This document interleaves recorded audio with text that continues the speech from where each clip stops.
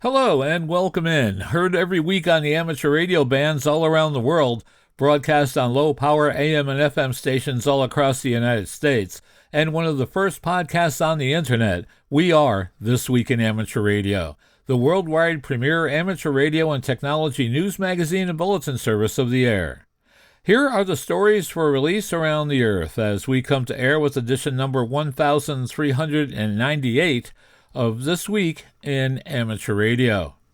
The FCC allocates the 60-meter worldwide amateur band approved at World Radio Communication Conference 2015 and continues amateur use of 4 additional 60-meter channels, and also updates 420 megahertz coordination information. We will have all the details. The Radio Amateur Emergency Service, RACES, is discontinued in the state of Vermont. The ARRL plans to host the 2026 AMSAT workshop at Central Connecticut State University. The deadline is fast approaching for the 2026 ARRL Foundation Scholarships. Pre-registration is open for the ARRL Student Coding Competition. Christmas Eve offers a great opportunity for reception of radio transmissions from vintage 100-year-old equipment. The first amateur television transmission from the space station since 2018 has taken place. 6 Santa DX stations are on the air. We will have the details. AMSAT discovers that optical communication systems are testing the limits of FCC authority. The FCC closes more than 2,000 inactive proceedings. China announces that it will host the International Telecommunications Union World Radio Conference 2027. The ARRL encourages amateurs to send a holiday radiogram, and the founder of QSL.net becomes a silent key. We will have all the details coming up in this week's report. These headline stories will come to you in a moment along with this week's special features. We'll visit with Bruce Page, KK5DO, and get an update from AMSAT and what's new with all of those amateur satellites in orbit. Australia's own Onno Benschop, VK6FLAB, and Foundations of Amateur Radio will have yet another update on his Bald Yak project. This time, he presents a segment he calls Choices and Software Flexibility. Our own amateur radio historian, Will Rogers, K5WLR, is here with another brand new edition of A Century of Amateur Radio. This week, Will takes us aboard the Wayback Machine to the mid-1920s as amateurs were rapidly coming to appreciate that there was something strange and unexpected about the shorter wavelengths. Clearly, it was time to press on downward, but their hands were somewhat tied by the lack of an allocation in this unused, unexplored territory. This is part 2 of an episode entitled Onward, Downward. And we will stop by and visit with Bill Sawyers, AJ8B in the DX Corner, with all the latest news on DXpeditions, DX, upcoming radio sport contests, and a lot more. And that's all straight ahead as North America's premier amateur radio and technology news magazine and bulletin service, This Week in Amateur Radio, takes to the air right now. Reporting from our headquarters studio just outside of Albany, New York, where it is overcast, gray, cold, and very chilly with a whole bunch of what they're now calling refrigerant on the ground, I'm George, W2XBS. And reporting from Sandwich, Illinois, I'm Jordan Kurtz, Kilo Echo 9, Bravo, Papa Oscar. And reporting from our news bureau in frosty Orland Park, Illinois, where 10-degree temperatures won't stop me and 60,000 of my closest friends from cheering on the Chicago Bears this Sunday, I'm Mike Nikolich, N9OVQ. And reporting from our news bureau in Rochester, New York, along the southern shore of Lake Ontario, I'm Dave Wilson, WA2HOY. Reporting from our news bureau in Wisconsin, where snowflakes outnumber hams. Snow is falling, the spirits are rising. This is Marvin Turner, W0MET. Coming to you from a rather nippy, but still sunny Space Coast in Florida, I'm Ed Johnson, W2PH.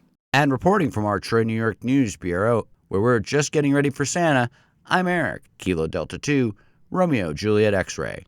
And reporting from our Christmas tree location in the Catskill Mountains of upstate New York, where the amateur radio debate continues as to whether Santa Claus uses a trailing long-wire antenna on the sleigh, or whether it's a large-scale Sturba curtain display. I'm Don Hulick, K2ATJ. And reporting from our news bureau in Fayetteville, Arkansas, where autumn and winter are duking it out, I'm Will Rogers, K5WLR, cranking up the thermostat.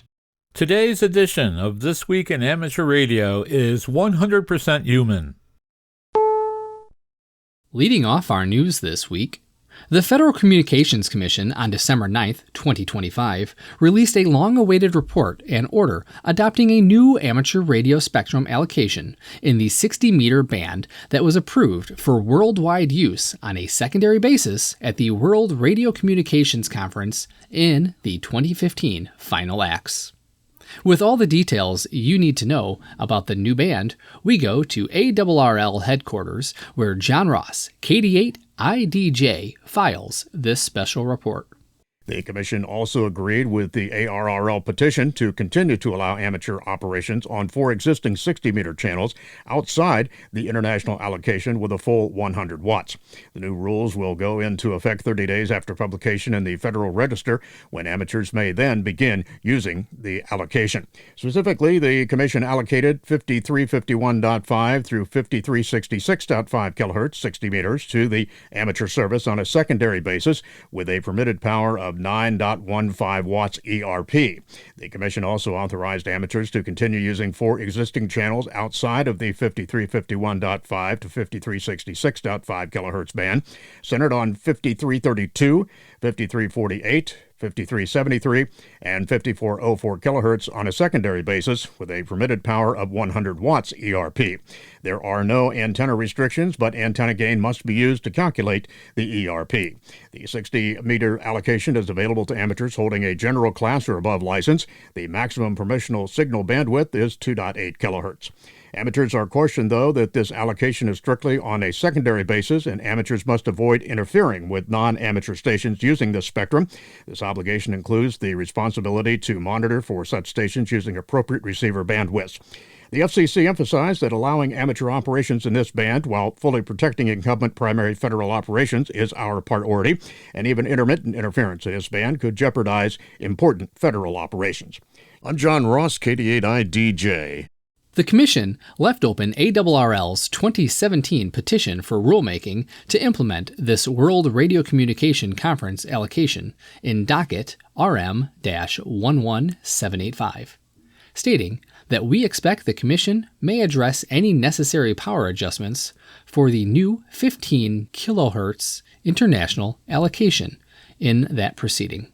ARRL will be observing operations in the new band to evaluate the effect of the 9.15 watt limit and already has been monitoring the regulations and experiences of amateurs in other countries. Finally, in the same report and order, the FCC updated 420 through 450 MHz coordination and contact information for geographic areas where the peak envelope power amateur stations operating is generally limited to 50 watts. There was no substantive change to the areas covered by the power limitations. Vermont state officials have ended the RACES program, calling the action taken November 1st a move toward streamlining and modernizing our communication systems and volunteer programs to improve coordination and efficiency. Vermont RACES volunteers learned of the decision in a letter to them from Brett LaRose of the state's Emergency Management Office. Hams were instead encouraged to join the state's Medical Reserve Corps program, which is part of the Vermont Department of Health. A number of medical reserve units across the U.S. have a communications component that engages hams in passing emergency radio traffic on behalf of hospitals and other healthcare institutions.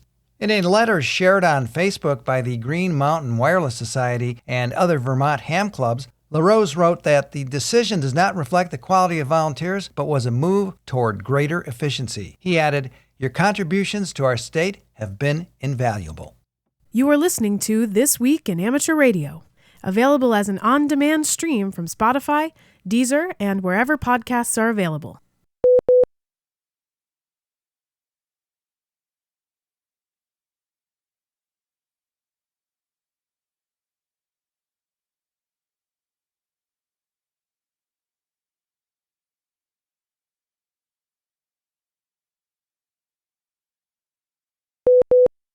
ARRL, the National Association for Amateur Radio, will host the 9th Annual HAM-SCI Workshop, March 14th and 15th, 2026, at Central Connecticut State University in New Britain, Connecticut, with activities also occurring at ARRL headquarters in nearby Newington.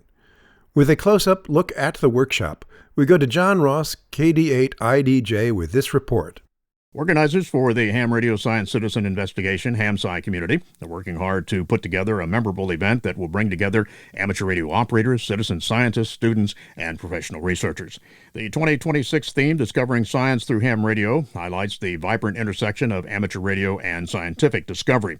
The 2026 workshop will showcase achievements across the community, including the latest advances in ionospheric research, personal space weather station development, meteor scatter, propagation studies, and the expanding use of technology and techniques for real-time radio propagation sensing. Participants can expect more than 50 oral and poster presentations. The abstract submission window is open now through January 20th, 2026. Invited tutorials and a Saturday evening banquet featuring a keynote speaker from a prominent member of the community. Attendees will also enjoy a visit to ARRL's national headquarters. A variety of registration options are available. For more information, visit the HAM-SCI 2026 workshop page and read the full story at ARRL News. I'm John Ross, KD8IDJ. As John mentioned, participants can expect more than 50 oral and poster presentations, invited tutorials, and a Saturday evening banquet featuring a keynote address from a prominent member of the community. Attendees will also enjoy a visit to ARRL's national headquarters with tours of the ARRL Lab, W1HQ Radio Laboratory, and opportunities to get on the air from W1AW, the Hiram P. Maxim Memorial Station. Most attendees will participate in person, with a virtual option to be announced. The workshop welcomes contributions and participation from all sectors of the HAM-SCI community, including amateur radio operators and citizen scientists, professional researchers, academics and educators, students at all levels. Presentation topics may explore ionospheric and propagation effects of geomagnetic storms, solar flares, eclipses, and meteor showers, personal space weather station updates, radio propagation modeling, novel analytical techniques, applications of HAM-SCI research to amateur radio operations, general interest topics in arts, literature, and history with a science or amateur radio connection. Registration is now open. A variety of registration options are available, including full weekend and single-day packages. The full weekend, Saturday and Sunday programs, plus both dinners, is $200. Details on the virtual attendance options will be released at a later date. There is a call for abstracts. The abstract submission window is now open. Submissions up to 350 words for both oral presentations and 20-minute slots, and poster sessions are invited through January 20th, 2026. The Workshop Science Committee will notify accepted presenters by mid-February. Go to the workshop webpage for details. Here is the travel information. Bradley International Airport in Windsor Locks, Connecticut, is the closest airport to Central Connecticut State University, located at 1650 Stanley Street, New Britain, Connecticut. The conference will be held in the Student Center. There are many options for lodging at area hotels. Additional travel and accommodations details will be announced in early 2026. The organizing committee includes representatives from the University of Scranton, New Jersey Institute of Technology, and ARRL. Financial support includes grants from the United States National Science Foundation and Amateur Radio Digital Communications. For more information on the workshop, registration, and abstract submission, follow the HAM-SCI 2026 workshop page at hamsci.org/HAM-SCI 2026. The 2026 ARRL Foundation Scholarship Program is currently accepting applications, but the deadline is coming up quickly. All applications must be submitted by December 30th at 12 p.m. Eastern Standard Time. More than 170 scholarships ranging from $500 to $25,000 are available to active FCC licensed radio amateurs pursuing a higher education. Students are encouraged to apply early to ensure their materials are received on time. These scholarships, made possible through the generosity of ARRL Foundation donors, support and inspire young amateurs to explore amateur radio and advance their education, as well as pursue careers in wireless communications and related fields. In 2025, the ARRL Foundation awarded 170 scholarships, totaling $800,000, and we look forward to supporting the next group of talented applicants. For full details and online application, visit www.arrl.org/scholarship-program. Pre-registration is open for the ARRL Student Coding Competition, a national challenge with awards up to $25,000, inviting participation from ARRL member amateur radio operators age 21 and younger. Students will design a mobile app to support the future of amateur radio and ARRL. But don't start yet. Wait until the full rules and specifications to be released when the competition begins on January 1st, 2026, with project submissions due March 31st, 2026. Entries will be judged on meeting the published specs, UI design and usability, code quality, stability, and extra features. Adult members are encouraged to spread the word. ARRL student membership is free, and urge young hams to pre-register now at coding.arrl.org to receive updates. That's coding.arrl.org. Christmas Eve 2025 offers a great opportunity to hear radio transmissions from vintage equipment still operational for over 100 years. On Wednesday, December 24, 2025, the World Heritage Grytmaton radio station in southern Sweden is scheduled to broadcast a traditional Christmas message to the world on 17.2 kilohertz CW using a 200 kilowatt Alexanderson alternator with the call sign SAQ. The transmission begins at 0800 UTC. The event can be viewed on YouTube live stream beginning at 0720 UTC. QSL cards will be available. Meanwhile, the 2025 Fessenden commemorative transmission is scheduled to take place on December 24th and 31st at 2100 UTC on 486 kilohertz from Forest, Virginia, in honor of the legend of Reginald Fessenden. Fessenden was a pioneering inventor known as the father of voice radio, and for his work involving radio and sonar. Brian Justin, WA1ZMS, will control the broadcast under a new Part 5 call sign of WQ2XQA.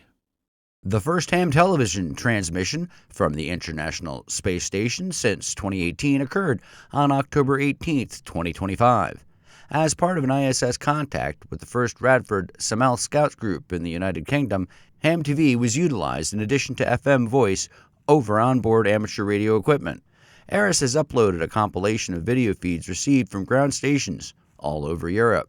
The ham TV setup on ISS has been out of commission for repairs since 2018, but was just recently brought back online in July. You are listening to North America's premier news and information service for the amateur radio hobbyist. We are This Week in Amateur Radio.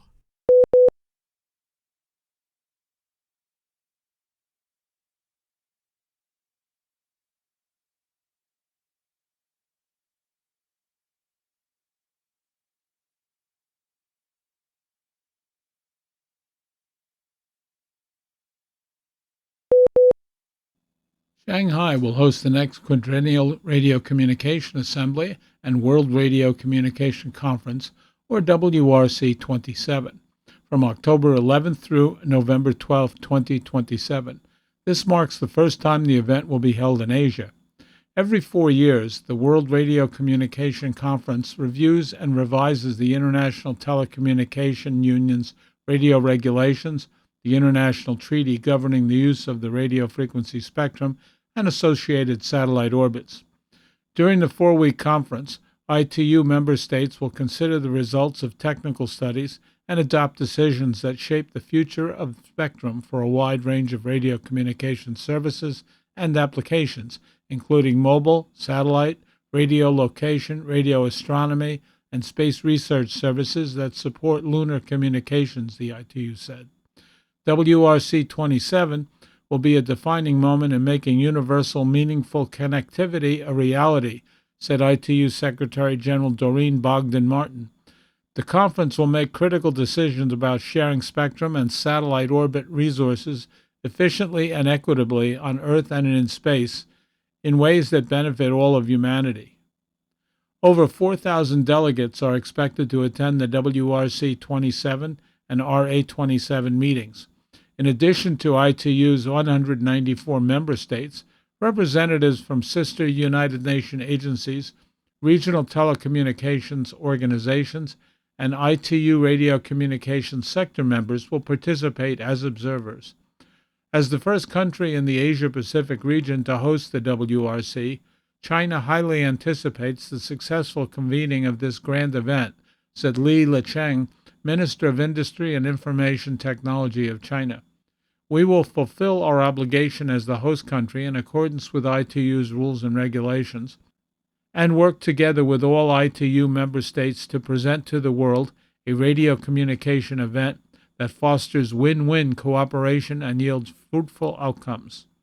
We hereby extend a cordial invitation to all delegates to the event and wish them all a pleasant stay in Shanghai. The ARRL and Radio Relay International, or RRI, are encouraging radio amateurs to originate a holiday radiogram to friends and family members this year.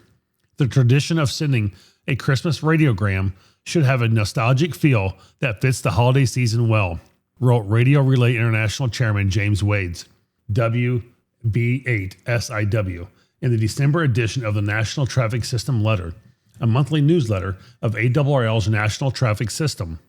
Furthermore, added Wades, the delivery of a radiogram serves as a great public relations opportunity. RRI works closely with the NTS. If one hasn't originated a radiogram before, Wades continued, there are some convenient tools, one of which is available from RRI and the other of which is available on an online radiogram portal developed by K1RFD for the ARRL NTS2 committee. Both methods allow people who have never sent a radiogram in their lives to originate a message to family or friends. Wades encourages message originators to please make sure you have the correct up-to-date address information for the recipient, including both a phone number and email address, and to limit message text to 25 words or less. You may use the ARRL numbered radiogram text ARRL 61, wishing you a very Merry Christmas and a Happy New Year, or ARRL 62, season's greetings and best wishes to you for a pleasant holiday season. A couple of related notes for traffic handlers. ARRL and Radio Relay International have developed a Christmas season radiogram form for delivery of messages. In addition, the December NTS letter reports on updates of HX handling instructions, including 2 new instructions and changes to others. See the issue for details. The NTS letter is a monthly online newsletter for participants in ARRL's National Traffic System, a network of message handling nets that date to the League's earliest days. It is available free to all ARRL members. We are at the beginning of a brand new month, so that means it is time for a look at this month's Volunteer Monitor Program Report. The Volunteer Monitor Program is a joint initiative between the ARRL and the FCC to enhance compliance in the amateur radio service. This is the most recent report from the VM program. General class operators in Texas, Colorado, and New Jersey were issued advisories for a single sideband operation on 14.220 MHz, which is not authorized for general class operators. Technician operators in Utah, Pennsylvania, Georgia, California, and Colorado were issued advisories concerning 20-meter FT8 operation, a band on which technicians have no privileges. Technician operators in California and Colorado received advisories concerning FT8 operation on 40 meters. Technicians have only CW privileges on this band. A commendation was issued to an operator in St. Petersburg, Florida for exceptional courtesy during communications on 20 meters. The operator was net control for a net due to begin, but asked permission from ongoing Parks on the Air communications to start the net. The POTA group volunteered to move up the band, and interference was avoided. There were 2 virtual club presentations about the Volunteer Monitor program, one with the Palo Alto Amateur Radio Association and another with the South Orange Amateur Radio Association, both in California. There was 1 FCC request for monitoring assistance in a southwestern state. The totals for this report's monitoring were 1,778 hours on HF frequencies and 2,190 hours on VHF frequencies and above, for a total of 3,968 hours. We thank Volunteer Monitor Program Administrator Riley Hollingsworth, K4ZDH, for this report. It's time for this week's AMSAT Satellite Shorts from all over. For the first time in its 25-year history, the International Space Station had all 8 docking ports occupied following the reinstallation of Northrop Grumman's Cygnus XL cargo spacecraft on the Unity module. The visiting spacecraft complement included 2 SpaceX Dragons, JAXA's HTV-X1, Cygnus XL, and 2 Soyuz crew vehicles, and the Progress 92 and 93 cargo ships. The Cygnus relocation was coordinated by NASA, Northrop Grumman, and Roscosmos to provide proper clearance for the Soyuz MS-28 spacecraft, which arrived last week. Cygnus XL will remain attached until no earlier than March 2026, when it is scheduled to depart, with approximately 11,000 pounds of trash for destructive re-entry. Meanwhile, the Expedition 73 crew continued a full schedule of research activities as the newly arrived Soyuz MS-28 crew members began long-duration studies focused on human physiology in microgravity. The station is expected to transition to Expedition 74 on December 8th, when 3 MS-27 crew members, NASA astronaut Johnny Kim, and Roscosmos cosmonauts Sergei Ryzhavkov and Alexia Zbritsky undock for their return to Earth. Next, NASA is once again offering the public a chance to fly around the moon by submitting their names for inclusion on a digital boarding pass that will travel aboard Artemis II. The names will be stored on an SD card inside the Orion spacecraft when 4 astronauts, Reed Wiseman, Victor Glover, Christina Koch, and Canada's Jeremy Hansen, undertake the first crewed flight of the Artemis program in 2026. Participants can sign up by providing a first, last name, and a 4 to 7-digit PIN, which is needed later to retrieve the boarding pass. Artemis II will be a roughly 10-day mission, launching from Kennedy Space Center, first performing system checkouts before sending the crew on a looping figure-8 trajectory around the far side of the moon. The flight will evaluate Orion's performance, carrying research payloads on radiation and human health, and help prepare for future lunar surface missions. Sign-ups and details are available at http://www.nasa.gov/send-your-with-Artemis/. And finally this week, time on Mars runs slightly faster than on Earth, according to new calculations by the NIST researchers Neil Ashby and Bijunith Patella, who found that clocks on the Martian surface gain about 477 microseconds per day relative to terrestrial time. The difference arises from Mars' weaker surface gravity, higher elliptical orbit, and changing distances from Sun and Earth-Moon systems, all of which alter the rate at which clocks tick under general relativity. Although the offset amounts to less than a millisecond per day, modern navigation and communication systems, such as GPS and future Mars-based networks, require timing precision far tighter than a microsecond. The effect is also not constant. Depending on Mars's orbital position, the daily time gain can vary by as much as 226 microseconds. As planning advances for autonomous rover operations, relay satellites, and eventual crewed missions, engineers will need to incorporate these relativistic corrections to prevent timing drift and data inconsistencies. Ashby and Patlaw's work, published December 1st in the Astronomical Journal, represents an early step towards establishing accurate and stable time standards for interplanetary operations.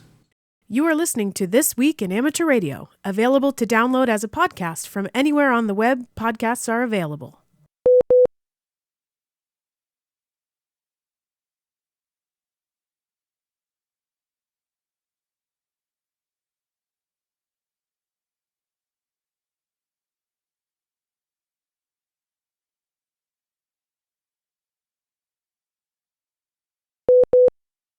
The 2025 ARRL 10-meter contest this weekend may be the last year for new operating records to be set until we reach solar cycle 26, which is another 8+ years away. John Ross, KD8IDJ, is here with more. And while solar activity has shown recent periodic high points benefiting the 10-meter and higher bands, upper HF band conditions are beginning to show a weakening trend. If you're unfamiliar with the ARRL 10-meter contest, this is a 48-hour event running from Saturday, December 12th, 0000 UTC, that's Friday evening in the USA, through Sunday, December 13th, 2359 UTC, that's Sunday in the USA. The contest participant log entry deadline is 7 days after the contest, and logs are due via email or by paper on or before December 21st, 2359 UTC.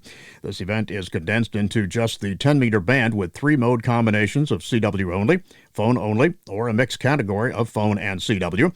This complements the single operator and multi-operator categories of the event. If you're newly licensed ham, you can participate in this contest with essentially no restrictions.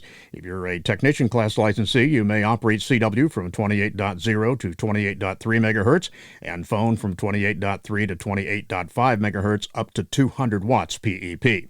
Last year's ARRL 10-meter contest saw a record-breaking number of entries, more than 6,600, with a clear rise in youth and rookie participation. ARRL Radio Sport Manager Bart Janke, W9JJ, reminds the participants that this ARRL 10-meter contest weekend was chosen for its increased 10-meter propagation, including winter E-skip, meteor shower, and with the recently reported solar CME activity, we could very well experience 10-meter aurora enhancement. I'm John Ross, KD8IDJ. Remember, whether you want to go for a record or maybe you just want to try out a fun event as your very first contest to experience, or perhaps you're working toward your Worked All States or your 10-meter DXCC standings, you'll find success this weekend. Hello and welcome to the DX Corner for your weekly dose of DX. I'm Bill, AJ8B. I was able to spend some time in the 160-meter contest this past weekend and picked up a new one on 160. I really had a blast. A lot of great guys on there, a lot of good operators, a lot of really excellent CW guys. If you spent some time there, drop me a note. I'd like to know. You can reach me at thedxmentor@gmail.com. The following information comes from Bernie, W3UR, editor of the Daily DX, the Weekly DX, and the How's DX column in QST. If you would like a free 2-week trial of the Daily DX, your only source of real-time DX information, just drop me a note at thedxmentor@gmail.com. I have a couple updates to begin with, and the first is Sable Island. The Charlie Yankee Zero Sierra DXpedition team to Sable Island is very pleased to announce major grants have been received from Indexa and Remote Ham Radio. The team would like to thank Indexa and Remote Ham Radio for their very generous donations. This support from these outstanding organizations is vital to the success of this DXpedition and is very much appreciated by the Charlie Yankee Zero Sierra team. Thank you, Indexa and RHR. And here's an equipment update from them. All work has been completed on the Charlie Yankee Zero Sierra antennas. Spare parts were inventoried and then packed in gear bags on Tuesday afternoon, December 9th. In the next week, about the time you're listening to this, all gear will be weighed to see if it is under the strict weight limitations. The team is allowed 2,880 pounds or 1,306 kilograms total for the 2 flights, which includes the weight of the 8 team members and their personal gear. It will be close. So that kind of tells me that if I were on this de-expedition, they'd have to leave back an amplifier or an antenna or both. So probably a good thing I'm not going. I also have an update from the South Georgia Victor Papa Zero Sugar Golf team. Amateur Radio de-expeditions, ARD, is pleased to announce a major milestone in the preparation of the VP0 SG South Georgia 2027 de-expedition. Quote, "We have successfully signed the vessel contract and the first deposit is being paid, officially securing our expedition vessel, the MV Meridian, operated by 60 Degrees South Expeditions. The MV Meridian is a robust, ice-strengthened expedition vessel capable of safely supporting land-based operations in the challenging sub-Antarctic environment. The experience of the 60 Degrees South team, combined with their long track record in the region, makes them an ideal partner for this ambitious project. Securing the vessel represents a crucial step that moves Victor Papa Zero Sugar Golf from planning into reality. We are also happy to report positive progress in our ongoing dialogue with the government of South Georgia and the South Sandwich Islands, GSG-SSI. Our early planning has been well received, and the framework of our proposed operation is considered consistent with current guidelines. While the formal permit process will open in 2026, GSG-SSI has expressed a willingness to continue working with us as we refine our plans throughout the coming months. This represents a highly encouraging step toward obtaining the final landing permit required for onshore operations in 2027. To my knowledge, or at least in my DX life, there's only been one trip down there to both those islands, and I was fortunate enough to work them, but I think only in one mode and one band. So I'm looking forward to that in 27.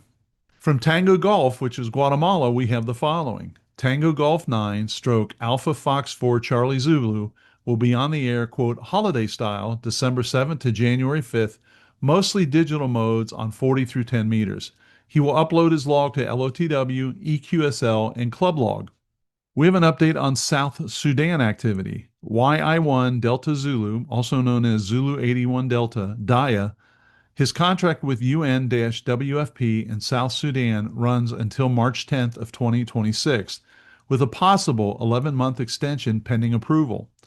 Due to frequent travel and a rotating work schedule that includes leave every 6 weeks, radio activity is limited to free time, mostly on weekends.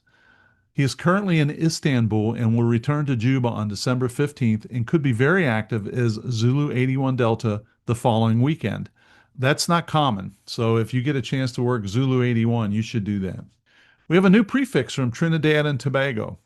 Whiskey Alpha 3 DX ARRL will be on as 9 Yankee 9 Delta X-ray from Akura Island December 17th to the 29th on 40 through 10 meters using FT8 and FT4. This is the first known issuance of the 9 Yankee prefix. ARRL says to QSL direct only to WA3DX or use LOTW. U.S. stations who want direct QSL should include an SASE. He will upload his log to Club Log as well. How about the Gambia, Charlie 5 Yankee Kilo. Andre, Oscar November 7 Yankee Kilo, is QRV from the Gambia until January 25th. He is operating as Charlie 5 Yankee Kilo on single sideband, RIDI, PSK, FT8, FT4, and some CW on 20, 17, 15, 12, and 10 meters. QSL only via LOTW, EQSL, or direct to Oscar November 7 Yankee Kilo. He posts his logbook on his website. The Gambia is a good one, and Andre is a very good operator. From Israel, we have the following. 425 DX News reports that as part of celebrating Hanukkah, the Israeli Association of Radio Communications will have special call signs 4 X-Ray 8 Nancy Echo Romeo and 4 Zulu 8 Nancy Echo Romeo on the air December 14th to the 22nd. QSL using LOTW or direct to 4 Zulu 5 Mike Uniform, and you can earn an online certificate as well. From VK Australia Land, we have the following. From now until December 24th, VK2 Santa will be on the air allowing children and others to talk to the North Pole on various radio frequencies. And you can find updated times and frequencies online by checking VK2 Santa. From Palau T8, we have the following. Co. Juliet Alpha 1 Alpha Delta Tango plans to be active from Palau as Tango 88 Alpha Charlie until December 17th of 2025. Participation in the ARRL 10-meter contest will occur. Focus on the low bands before and after the contest. QSL via LOTW. Paper QSLs will be available if needed, as long as you send enough return postage. The DX Mentor features a new YouTube episode this coming weekend, a discussion with Joe, W8GEX, offering tips and hints for DXers to get more DX into the log. Between Joe and the host, Age8B, they have almost 100 years of chasing DX. Check it out and let me know what you think. And I can tell you the podcast episode we did, I got tremendous feedback on it. And it's pretty much the same content on YouTube. So let me know what you think. If you want to follow all the latest DX podcasts and YouTube releases, you should check out the DX Mentor Facebook page and subscribe to be kept up to date on all of our DX activities. Until next week, this is Bill, AJ8B, saying 7-3, and thanks to my XYL Karen for her love and support. I hope to hear you in the pileups. Have a great DX week. We pause for stations along the network to identify. We are This Week in Amateur Radio, your amateur radio and technology news magazine of the air, available as a podcast on iTunes, Google Play, iHeartMedia, and Spotify.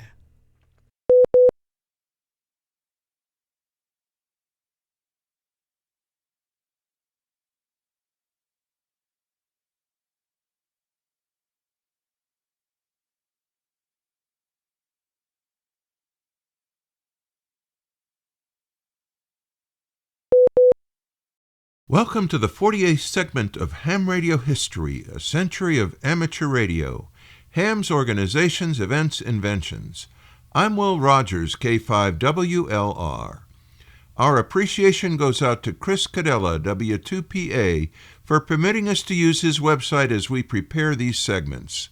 Now come along with us as we set forth this next chapter of ham radio history. Onward, downward. This is part 2 of this segment. Later in 1924, a set of Pan American tests was arranged, somewhat less formally than the other tests, by ARRL and Revista Telegráfica, a radio and communications-oriented magazine based in Argentina.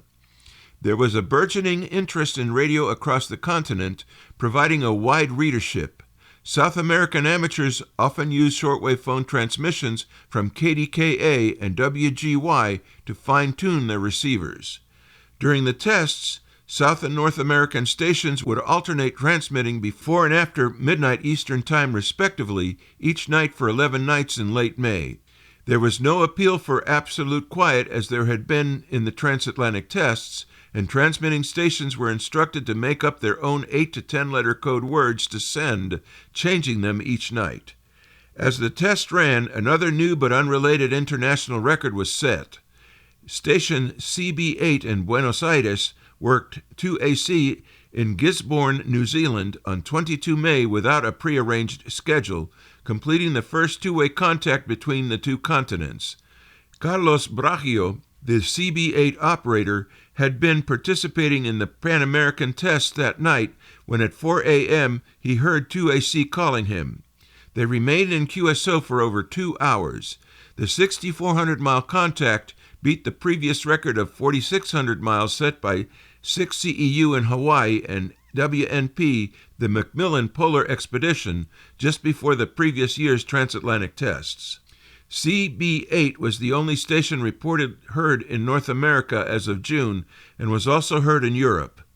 Its first QSO in the test, the first between the two continents, was with 3BWJ in Collingsworth, New Jersey.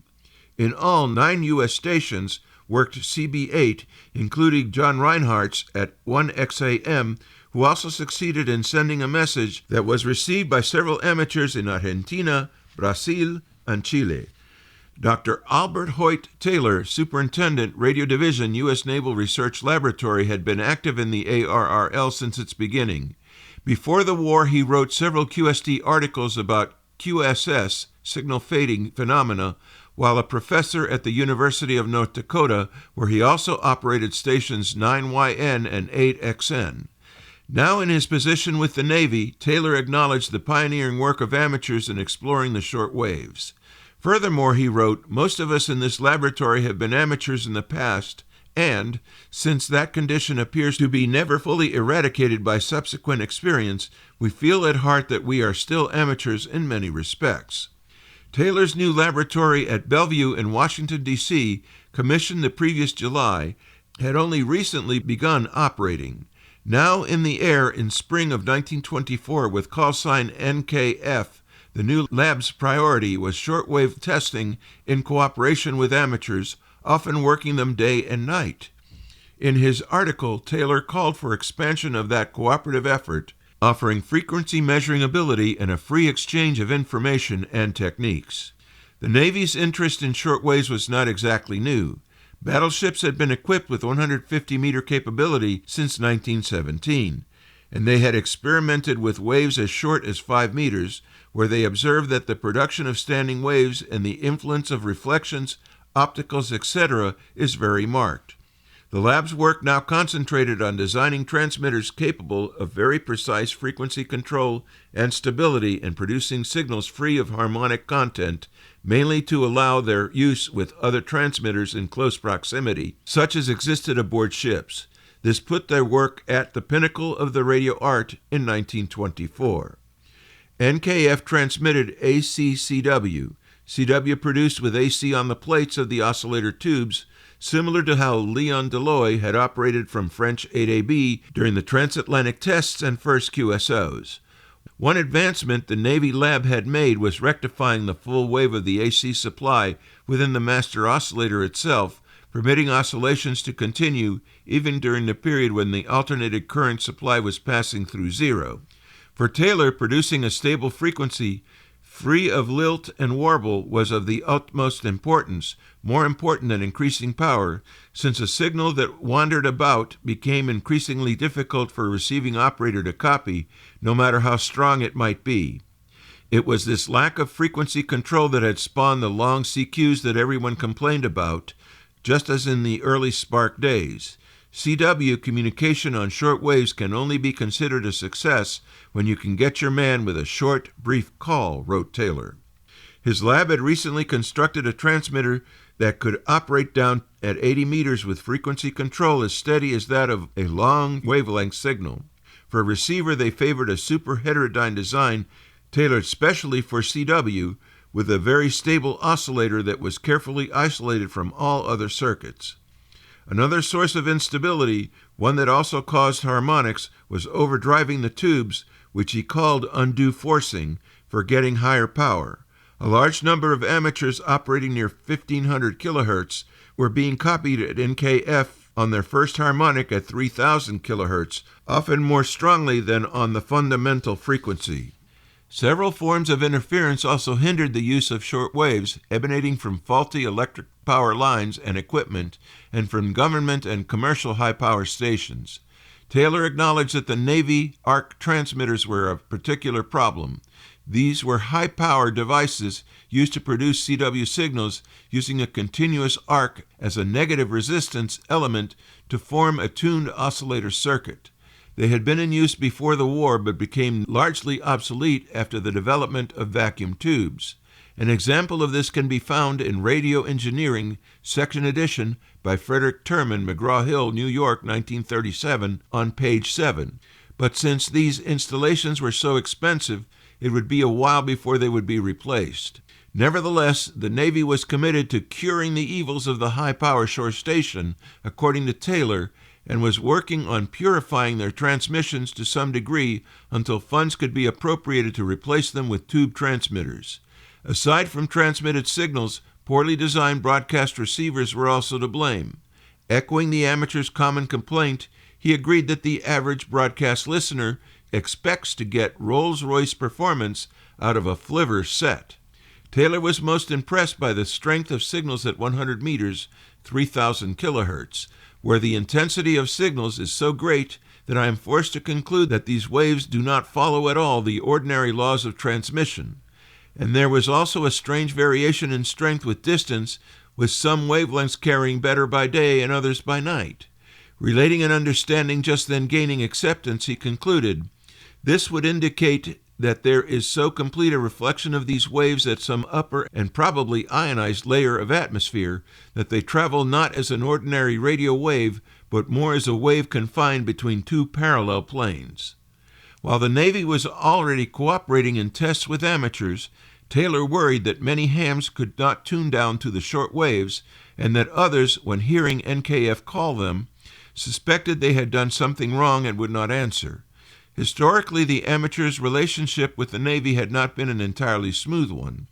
I hasten to assure everyone that our purpose in these tests is slowly to obtain information which no one can give us so well as the amateurs themselves, he wrote encouragingly, and asked hams to log their transmissions and contacts so that both sides could learn about the nature of the new spectrum. Clearly a visionary, Taylor appealed to his fellow hams, writing, "I will be glad to do anything I can to stimulate the interest of amateurs in the reception of these very short waves. No one can tell now where the limit will be. There are so many frequencies available that an almost infinite number of possible channels of communication are to be had in the region of which I speak, so that there should be room enough for everybody, with certain moderate restrictions as to suitable bands wherein different interests could operate." His vision would become reality sooner than he might have imagined. Included in this material are quotes from the following: F. H. Schnell, The Pan American Test, QST, May 1924, page 27. Kenneth B. Warner, Pan American Tests Succeed, QST, July 1924, page 28. H. F. Mason, South America Does It, QST, July 1924, page 10. A. H. Taylor, The Navy's Work on Short Waves, QST, May 1924, page 9. With a tip of the TWIAR cap to Chris Cadella, W2PA, for allowing us to use his website, Ham Radio History, A Century of Amateur Radio, Ham's Organizations, Events, Inventions, in the preparation of this segment. I'm Will Rogers, K5WLR, reporting for This Week in Amateur Radio. You're listening to North America's premier amateur radio and technology news magazine of the air. We are This Week in Amateur Radio, distributed worldwide at twiar.net.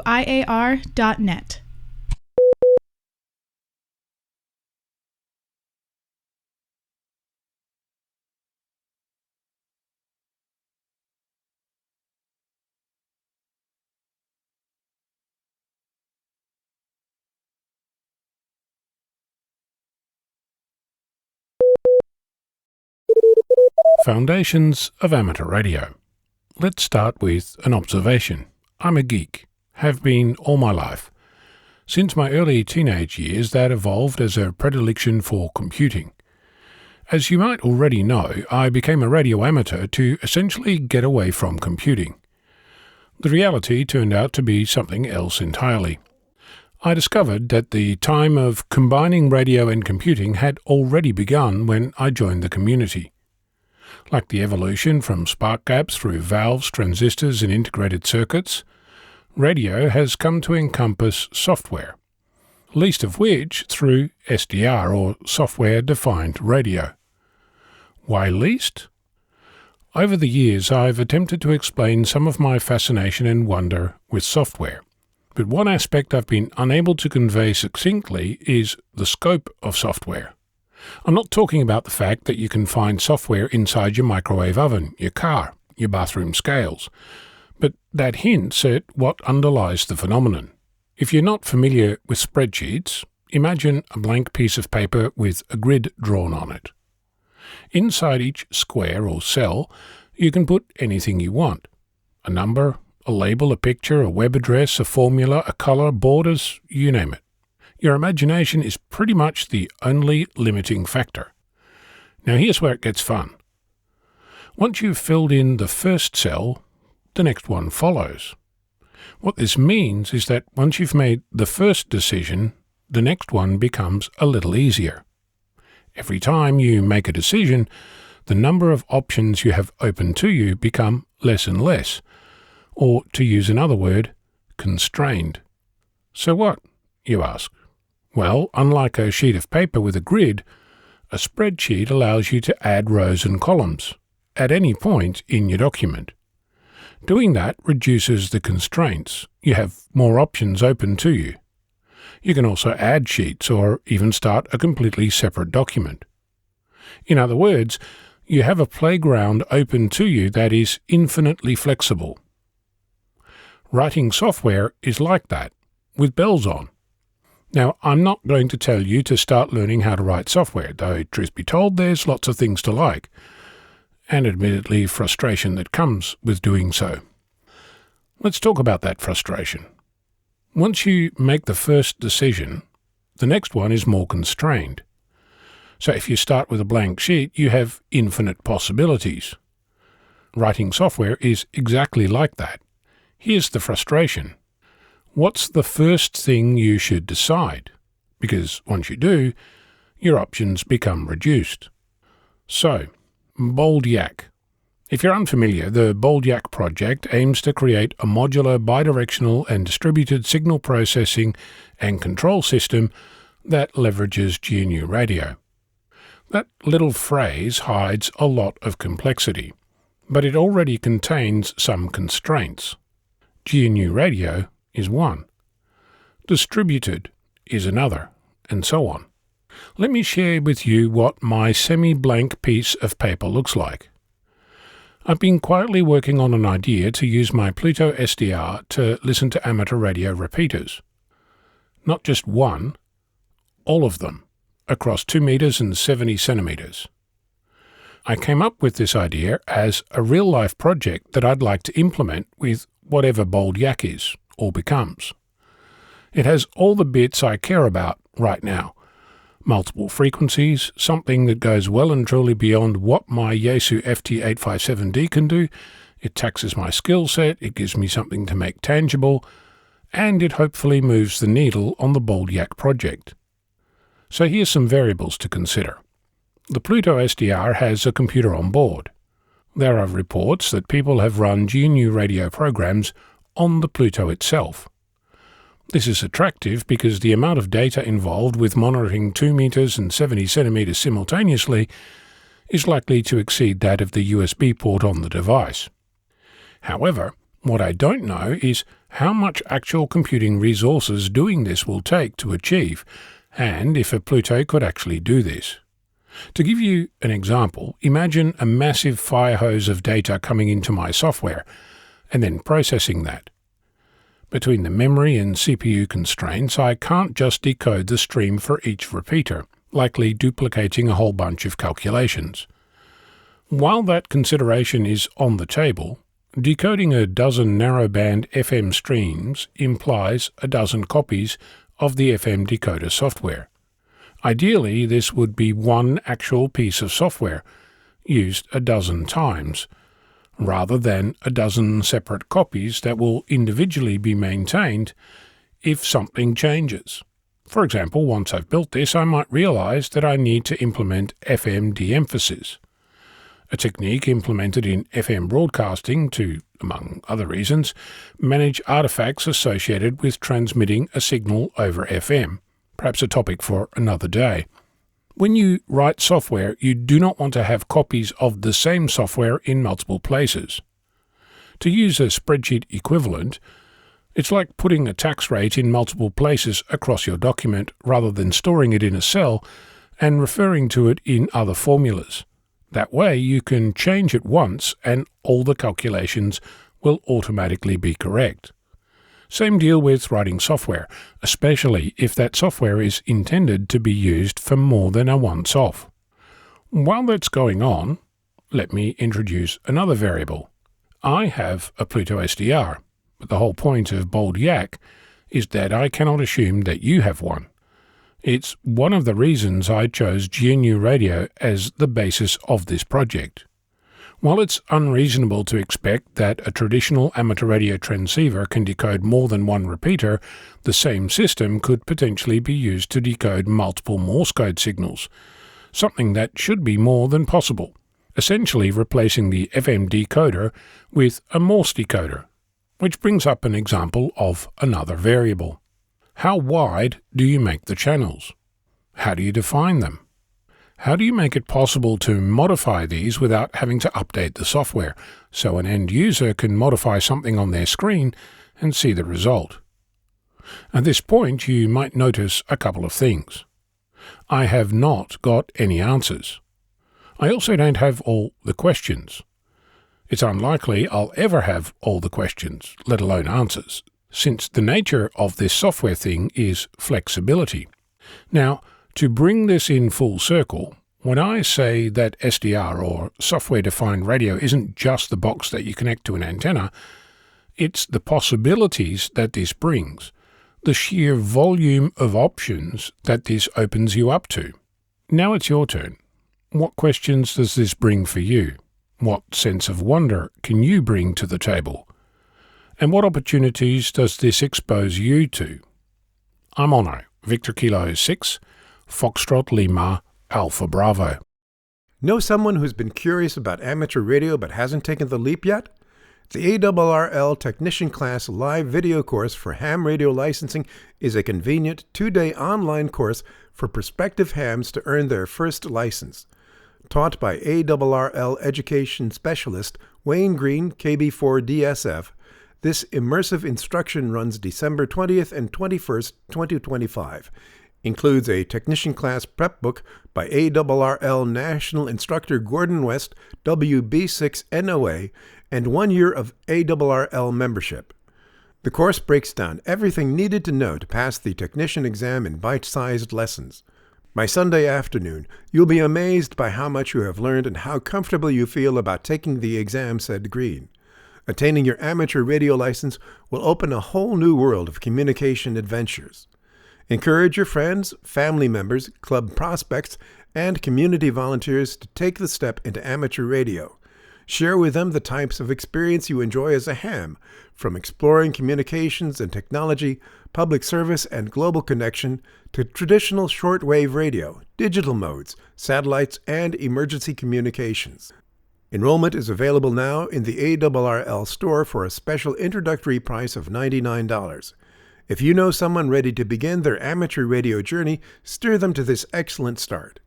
The deadline to register for the inaugural ARRL Technician Class Live Video Course is December 14th, 2025.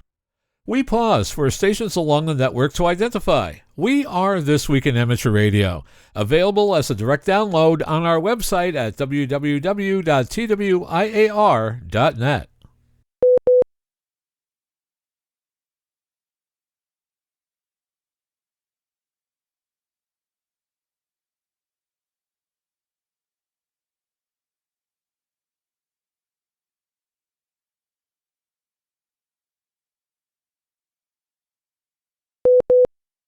Bruce Page, KK5DO, is here now with this week's AMSAT report. Bruce? Thanks, John. South Korea launched KSLV-II, or Korea Space Launch Vehicle, with 13 satellites on board. 12 of them have frequencies in the UHF band, of which 3 are IARU coordinated. They are twin Snuglight 3 CubeSats, Hana on 436.460 MHz, and Dury on 436.788 MHz. They use 9600 BPS GMSK AX.25 digipeater, UHF beacons, and an S-band imaging payload on 2.405 GHz.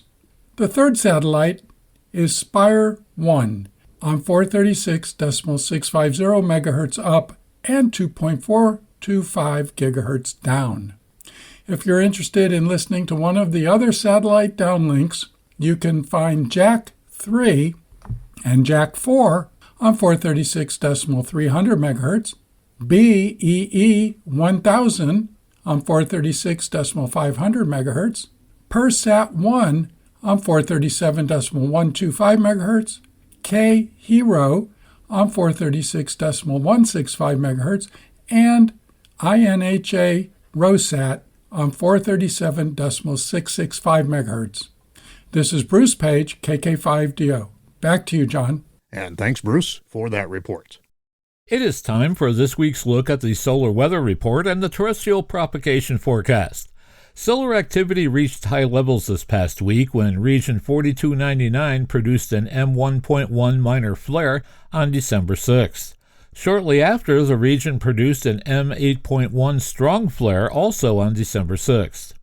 Associated with the M8.1 flare was a 1,100 SFU-10 flare, a 1,143 kilometers per second Type 2 sweep, and a Type 4 sweep also. A sweep, by the way, is a solar radio burst that sweeps through the RF spectrum as the energy moves outward from the sun.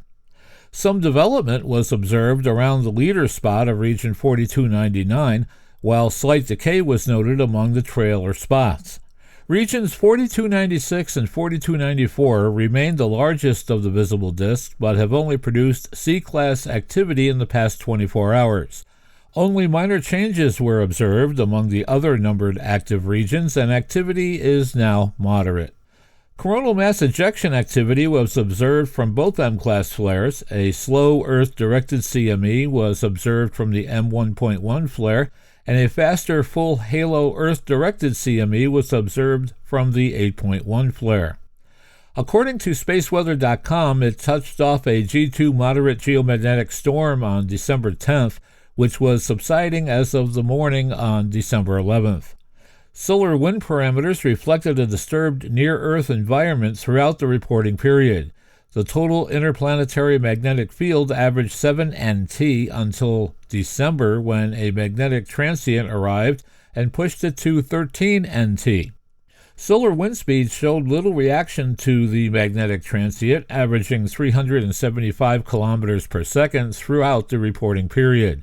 The phi angle was oriented towards the sun, which is a negative for the majority of the reporting period, then slowly rotated around to away from the sun to positive 1.5 hours after the arrival of the transient. Solar wind parameters will remain enhanced going into December 11th and beyond, with nominal conditions being regained once the current conditions pass. The co-rotating interacting region ahead of the negative polarity coronal hole high-speed stream is expected to arrive on December 12th. Another energetically significant solar flare on December 8th came as a surprise.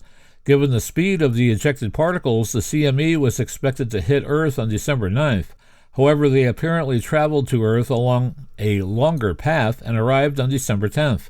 Therefore, they encountered a slow and expected stream of particles that last hit Earth on November 12th.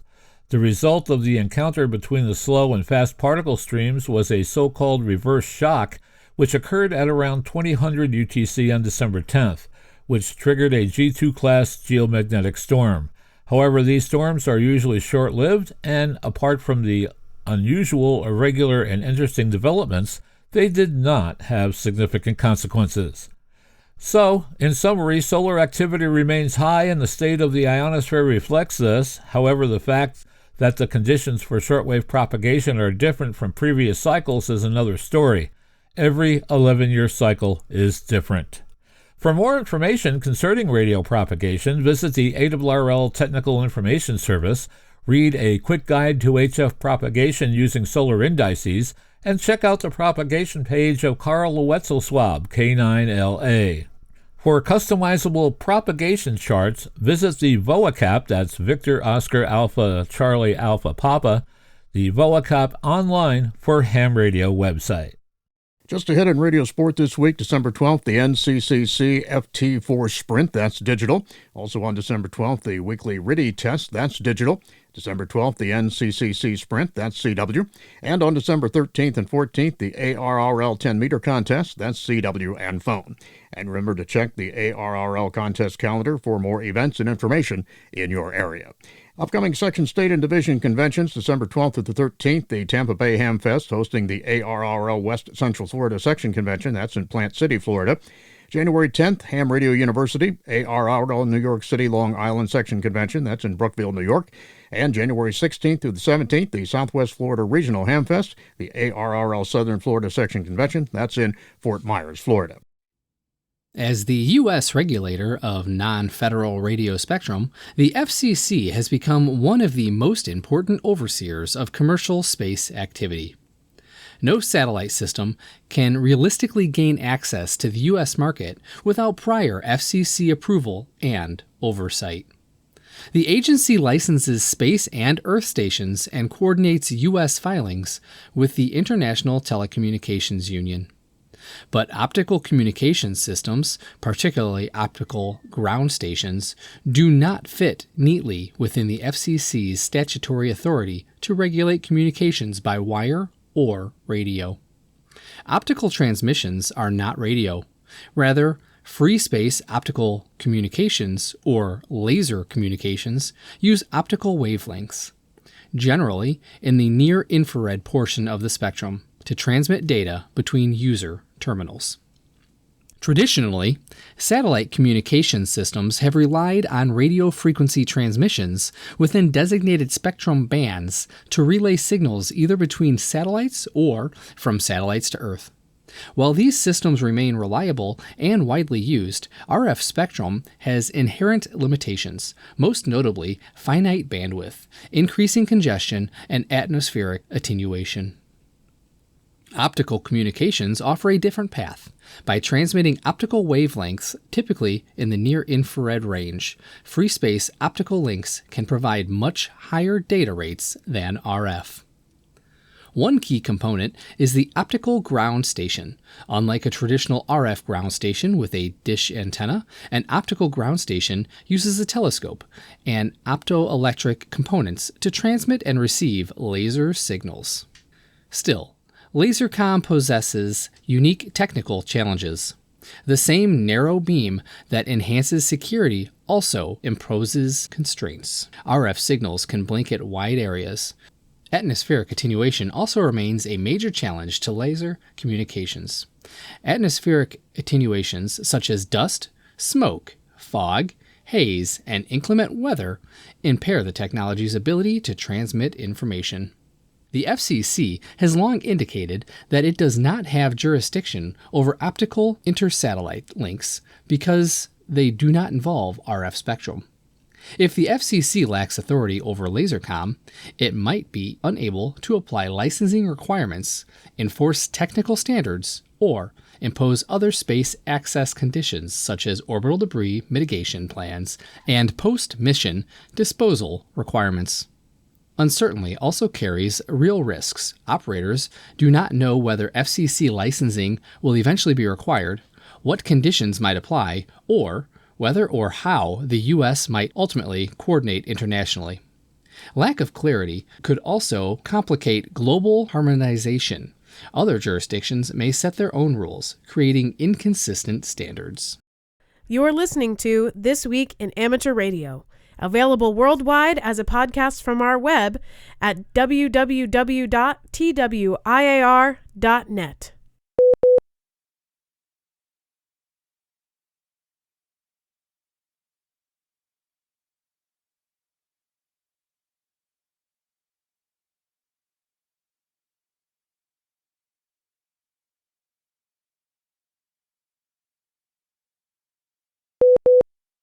Six Santa Christmas stations are going to be on the air from Dutch amateurs. Who's working harder than Santa himself? Perhaps the Dutch radio group, whose operators have been on the air since December 10th. They'll be calling CQ with 6 special call signs throughout the end of January. Listen for PD25 Holly, PD25 Ho Ho Ho, PD25 Red Nose, PD25 Santa, PDX25, and PD26HNWY. There's a special award for anyone who works all 6 stations. If you want to see who's on the air right now and what frequency they're on, if you want to see what chasers they've already worked, visit the QRZ.com page for any of those call signs listed. The Federal Communications Commission this week moved to terminate over 2,000 official proceedings that have become dormant and no longer serve a purpose for the American people. In particular, the FCC's Consumer and Governmental Affairs Bureau is seeking public comment on reasons not to terminate these dockets that have been identified by staff from around the agency as inactive or moot. Nearly 100 other dockets were closed administratively in advance of today's release.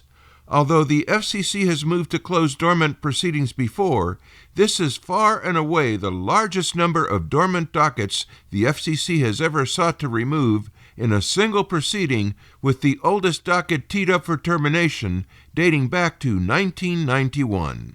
FCC Chairman Brendan Carr issued the following statement: "The FCC is focused on delivering great and efficient results for the American people, and that requires the agency to clear out the regulatory underbrush that has built up over the years. Today, we are targeting over 2,000 open proceedings for termination. This will free up staff resources to focus on the agency's core mission and provide the regulatory certainty that allows providers to invest and build. It is time for these deadwood proceedings to go.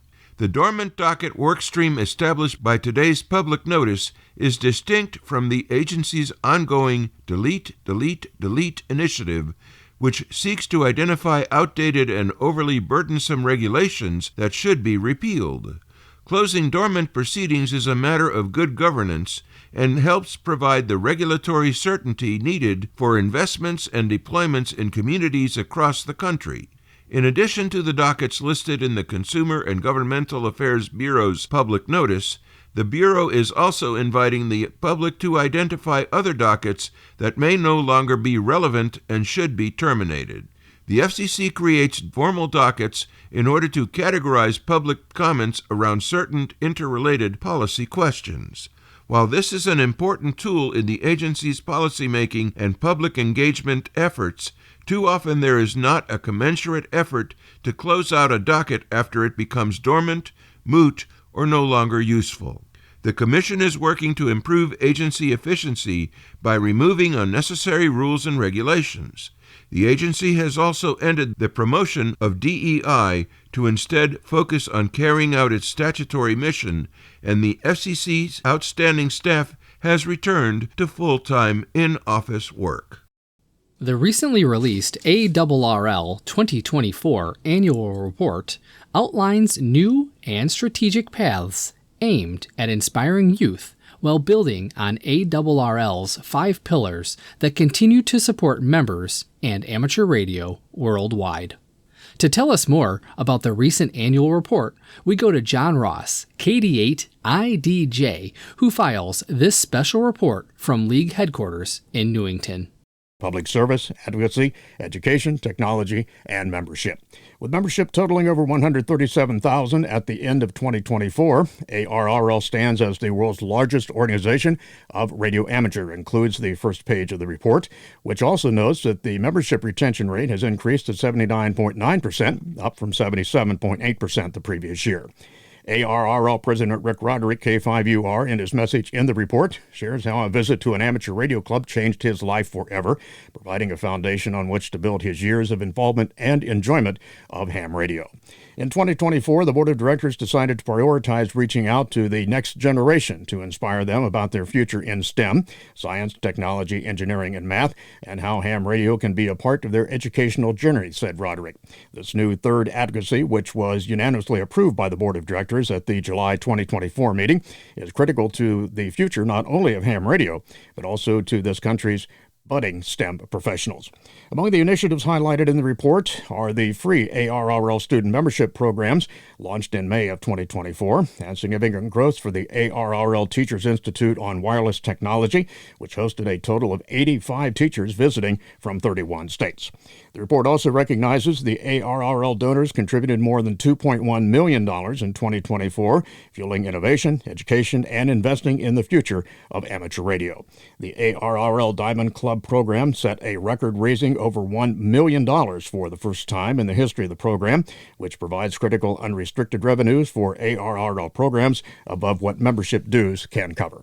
I'm John Ross, KD8IDJ. The annual report contains much more detailed information, personal stories, and insight into ARRL's increased investment and prioritization to develop the next generation of radio amateurs. Take some time to read the 2024 ARRL Annual Report. Mobile phone companies in the United Kingdom wishing to provide direct-to-device services from satellites are being told to request a license change from Ofcom. The regulator has approved the rollout of satellite for delivery of phone calls, texts, and internet in areas of the UK lacking mobile coverage. This shift brings the UK in line with a number of other countries, including the US, where direct-to-device was also approved by the Federal Communications Commission. In the UK, the earliest adopters are the mobile network operators O2, working with Starlink, and Vodafone, working with AST. Smartphone users themselves will not be required to apply for a license. The Greater Cincinnati Amateur Radio Association 1936 Net will host its annual AM night on Thursday, December 18, 2025, on 1936 kHz. The activities get underway with pre-net check-ins beginning at 6:30 p.m. EST. The official net begins at 9 p.m. EST or 0200 UTC and typically lasts 2 hours. The net control station is Bill Donnemeyer, NM4A, located in Union, Kentucky. The net typically attracts about 65 stations from all over the United States during the course of the evening. All AM check-ins are welcome. This is a great opportunity to hear some classic AM rigs, heavy metal, military, AM broadcast transmitters, and state-of-the-art software-defined radios, AM. A QSL card will be available. The Royal Jordanian Radio Amateur Society has established a new club station with the call sign Juliet Yankee 6 Sierra Charlie, one of many stations to be established at schools, universities, and within Jordan's armed forces to promote amateur radio. It recently received permission to set up the station from the Jordanian Special Communications Commission, the governmental agency that oversees the nation's communications network. The Royal Jordanian Radio Amateur Society was created in 1971 by the celebrated radio amateur King Hussein, Juliet Yankee 1. The amateur group enjoys the involvement of the royal family, including Prince Hussein, Juliet Yankee 2 Alpha, who in 2018 supported the Society's launch of the nation's first amateur satellite. The student-built CubeSat bears the call sign Juliet Yankee 1 Sierra Alpha Tango in memory of King Hussein, who became a silent key in 1999. You're listening to North America's premier amateur radio and technology news magazine of the air. We are This Week in Amateur Radio, distributed worldwide at twiar.net.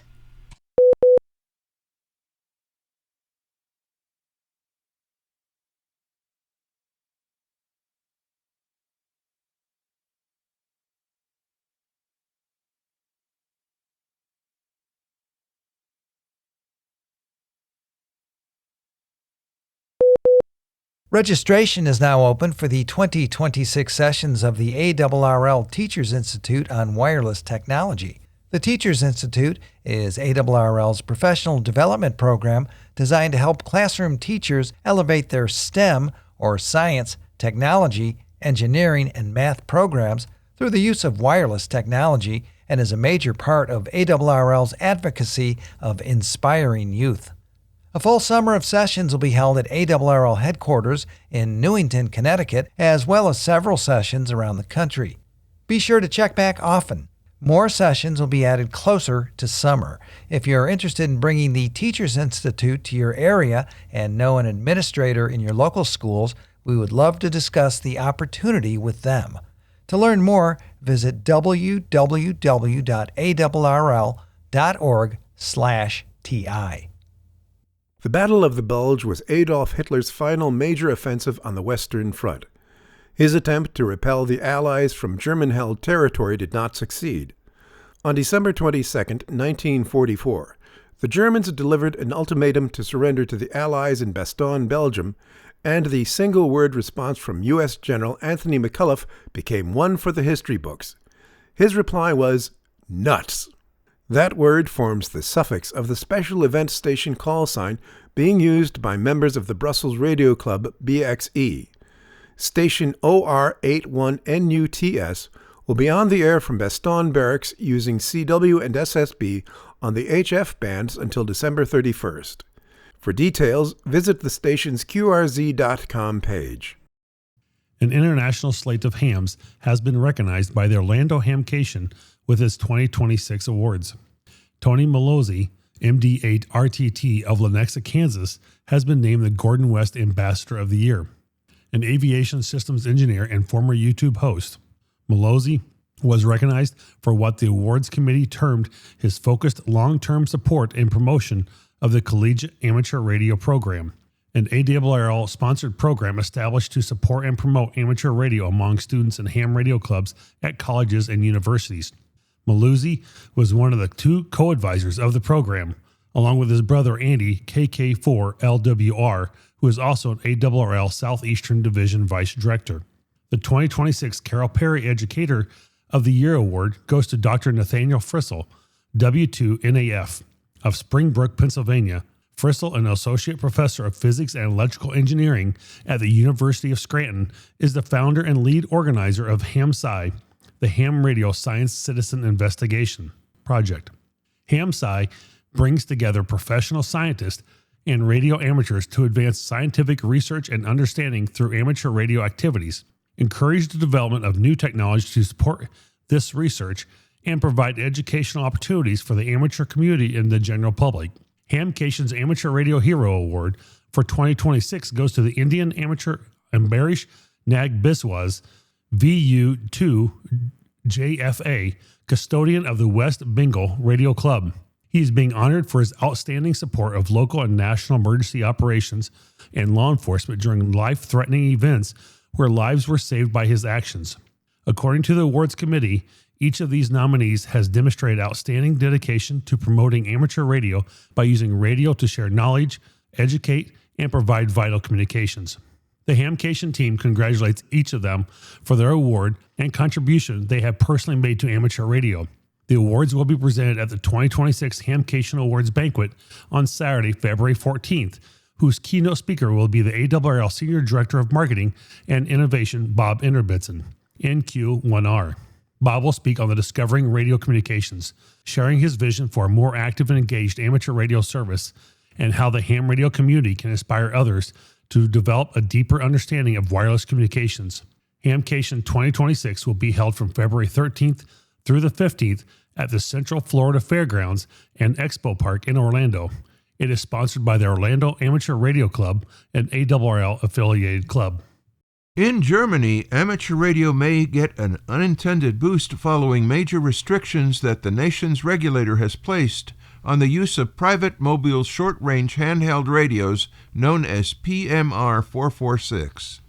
PMR 446, the popular short-range UHF radios enjoyed in much of Europe, could be enjoyed much less in Germany this month after changes enacted by the regulator BNetzA. The regulator will prohibit operators from using any external antennas with their radios and from using the radios as base stations. PMR operators will also use the ability to use their radios as repeaters or as Internet gateways, 2 functions widely available to amateur radio operators.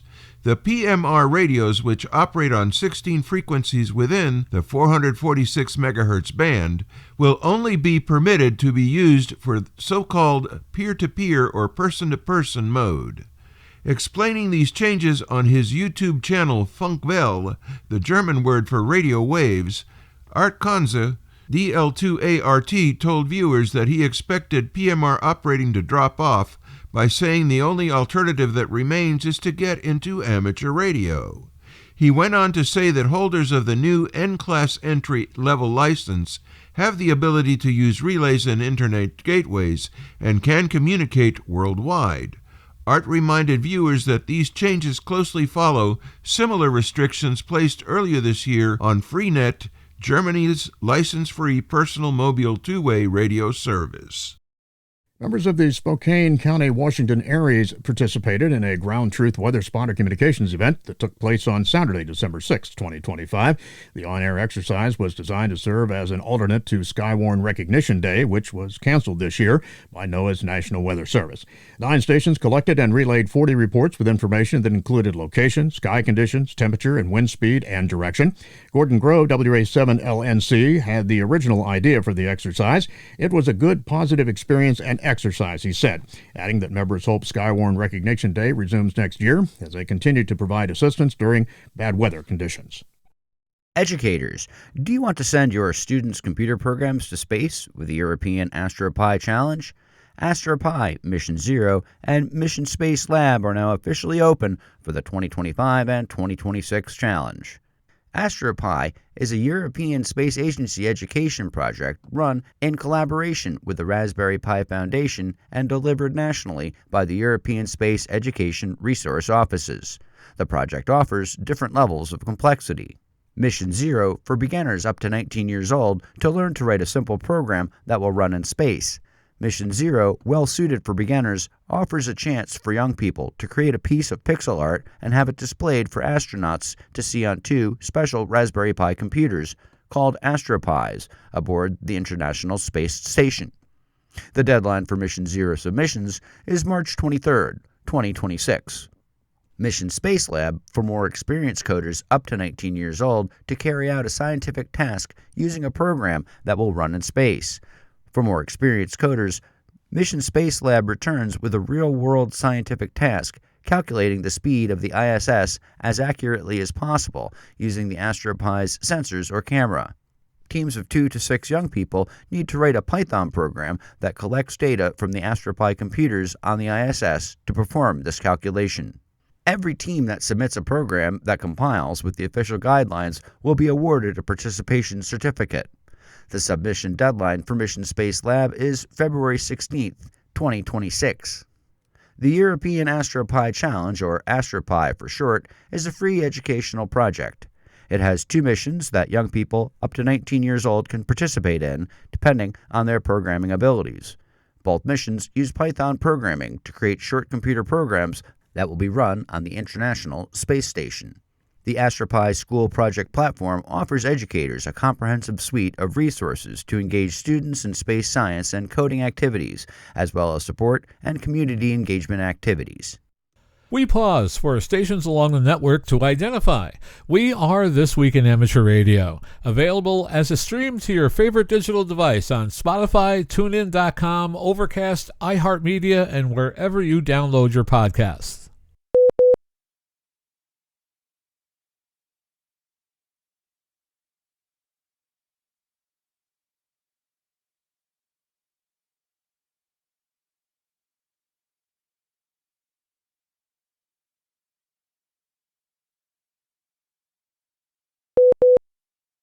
The application period has begun for young amateurs living in North, Central, or South America who want to attend Youth on the Air summer camp next June. To be eligible, hams must be between the ages of 15 and 25 and have a current amateur radio license. The camp will be held in Huntsville, Alabama, with a focus on STEM activities that relate to space travel and space exploration. Here on Earth, the camp will take place from the 14th through the 19th of June. For details or to find an online application, visit youthontheair.org. That's youthontheair, all one word, .org.